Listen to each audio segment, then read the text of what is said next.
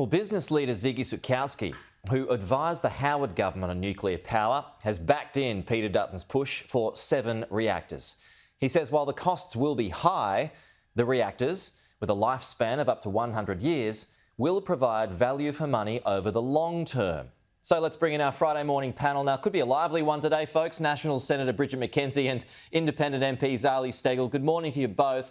Zali, I'll start with you today. Under the proposal, there won't be a reactor in your electorate. So what are you most afraid of? Well, I think we have to be very clear with the Australian public here, Peter. We don't actually have a proposal. What we have is a 4.5-page blurb that I think has been written by a media advisor within the Coalition or Liberal Party room. There is no actual proposal. We don't have anything as to timelines, regulatory process that would be required to keep the community safe, the cost, the amount of energy output, how the community consultation would occur. There's just nothing here. So I would urge everybody that thinks this is a serious proposal to actually go to the Liberal Party website and download what the plan is. It is 4.5 pages. Now, we have a really serious problem on our hands, a serious question for the Australian public, which is how do we keep our environment safe, our communities safe from global warming, and have a strong energy network, and just have a strong economy and be part of the future. Now, these are serious questions that require a serious conversation. A 4.5-page blurb is not it. I mean, I'm astounded that the coalition seek to form government with this kind of proposal. It's just, it's nearly childish. So Peter Dutton says a lot of the detail is going to come next. It's going to come in various waves or chapters, if you like. So if he presents a suitable business plan, would you be open to it? Are you flat out against nuclear?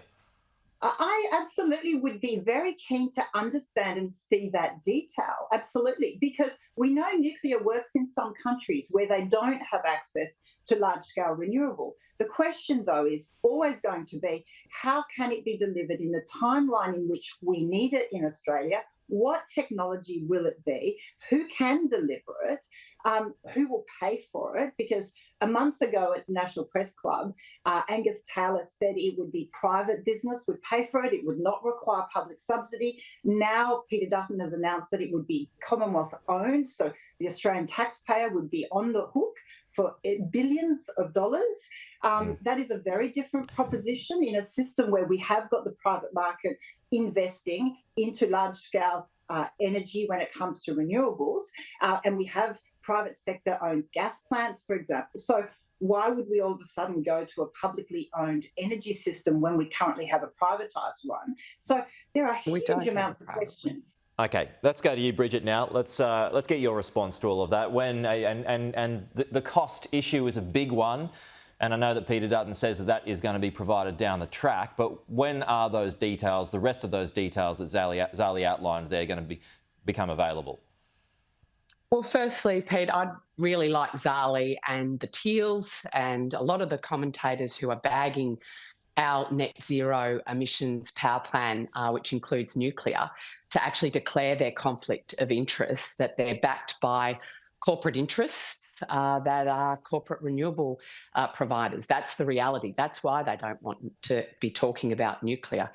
I'm really excited to be part of a coalition that's putting a credible plan to get to net zero without the lights going off and without jobs going offshore on the table. We've been going overseas, looking at best practice worldwide, understanding the research to put this plan forward, which is why we're choosing to site our nuclear power plants on the side of coal generators right now that will be retiring over the next decade, so that we can actually tap into the existing poles and wires and therefore bring down costs. The costs will be released before the election. We have the CSIRO's report, which says that nuclear power plants will be $8.5 to $17 billion a piece. Now, in a $1.2 trillion transition, and that's only to 2030, right? That's Melbourne University's costings. That is a drop in the ocean. It is 0.75%. If you do the maths on that. So I'm quite excited to be putting a cost sensitive and reasonable cost proposition that isn't going to need to be replaced before 2050, which wind towers and solar farms are going to have to be. This is an intergenerational asset that's going to power us with net zero emissions across this century. So it's super exciting. Yeah, okay, and those estimates, and they're all going to blow out. Look at what's happened to Snowy Hydro. So you've got those estimates at this stage, the CSIRO estimates at this stage, Zali. So you might be looking at $100 to $120 billion. When you compare that to the renewables rollout, the claim is that it's over $1 trillion. Yes. Is nuclear a better option to at least explore or have a conversation about at least? Well, again, there's a lot of misleading information in what Bridget just put out. So the problem you've got, we've already got over a third of the Australian grid is by renewable. We have a very clear timeline of when coal and gas coal is going to retire. So we have a timeline. They're being pushed out, Zali. Bridget, if I may. The Labor sorry, Bridget. The Labor plan is seeing coal-fired power stations. There's just some issues with Zoom and links today, Bridget. Let's let Zali finish off that point. Okay, we know that in the Australian grid, we already currently have over 30% provided by large-scale renewable and rooftop solar. So what is the proposal in terms of the percentage of energy mix that would be met by nuclear, for example, and the timeline in which it would be met?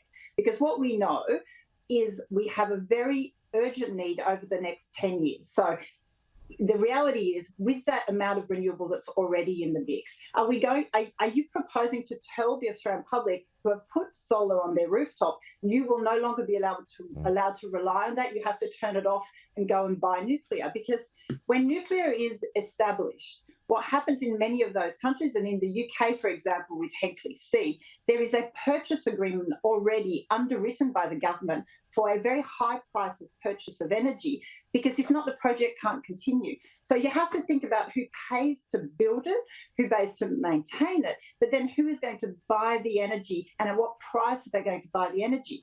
These are massive questions that take a lot of time. In the meantime, we have a technology that is rolling out very quickly, not fast enough for the scale of the climate problem we have and the fact that we need to replace energy quickly. But these are serious questions. And I'm sorry, but a glib 4.5-page comms document is not an energy policy to take to the Australian people to form government. Okay, Zali, we'll leave that there. We'll just close with your thoughts on that with a response, Bridget.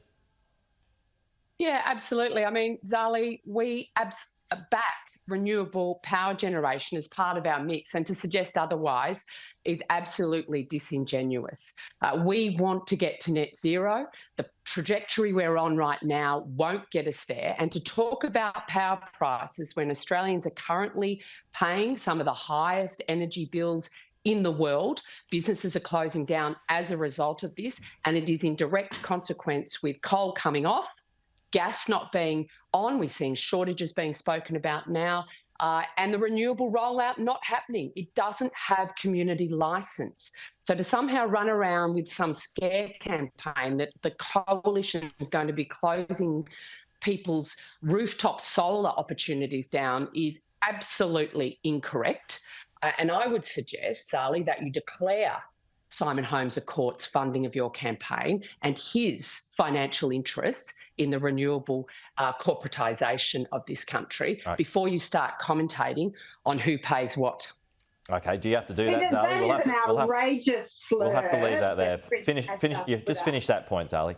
That is just outrageous when the National Party accept donations from coal and gas and every industry, and I would say the companies interested in nuclear.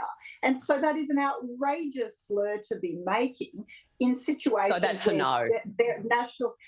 Absolutely. So I am an independent. Declare the interest. Declare the interest. You are conflicted.